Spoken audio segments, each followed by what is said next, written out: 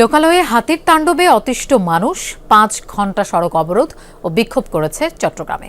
এ সময় কর্ণফুলী পিএবি সড়কের দুপাশে সৃষ্ট দীর্ঘ যানজটে চরম ভোগান্তিতে পড়েন যাত্রী এবং কর্মজীবীরা। বন্য হাতি স্থানান্তর করে মানুষের জানমাল রক্ষায় দ্রুত ব্যবস্থা নেওয়ার দাবি জানান বিক্ষোভকারীরা। ভোর থেকেই কর্ণফুলী পিএবি সড়কে অবস্থান নিয়ে বিক্ষোভ শুরু করে কর্ণফুলী এলাকার মানুষ। সবার কণ্ঠে স্লোগান, হাতি হটাও, মানুষ বাঁচাও।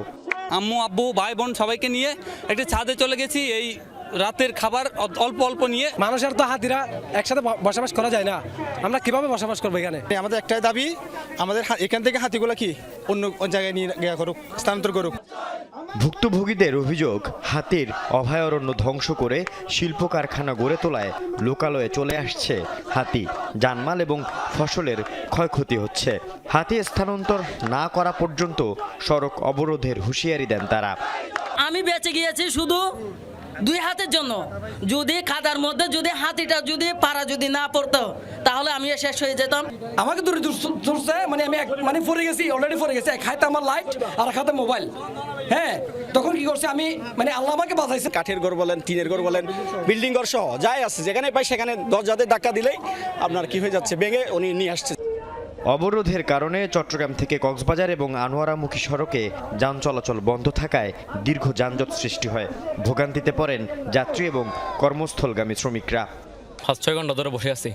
একটা যাত্রীদের একটা ভোগান্তি না, অবশ্য ওদের একটা যৌক্তিক দাবি আছে, সেটা অবশ্য বন বিভাগ এবং প্রশাসনের একটা মিটমাট করা উচিত ছিল। ঈদে বাড়িতে যাবো আর কি, অনেকক্ষণ ধরেই বসে আছে এখানে সবাইকে নিয়ে।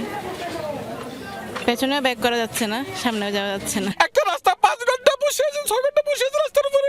ওরা মাথাকে আবার কোনো ইলেকশন নাই, আপনাদের দেশে জনগণ না, আমাদের অধিকার নাই। পরিস্থিতি নিয়ন্ত্রণে চেষ্টা চালায় সেনাবাহিনী ও প্রশাসনের কর্মকর্তারা। ঈদের পর হাতি স্থানান্তরের আশ্বাসে 5 ঘন্টা পর অবরোধ তুলে নেয় বিক্ষোভকারীরা। ওরা আমরা সব সংস্থা মিলে কথা বলে এটা আমরা শেষ করব, এই ব্যাপারে ওদেরকে আশ্বস্ত করেছি, ওরা আশ্বস্ত হয়েছে। স্থানীয়দের দাবি, গত 21 মার্চ হাতির আক্রমণে 3 মাস বয়সী শিশুসহ এই পর্যন্ত এই অঞ্চলের 22 জন মানুষ প্রাণ হারিয়েছে। আল আমিন শিকদার, যমুনা নিউজ, চট্টগ্রাম।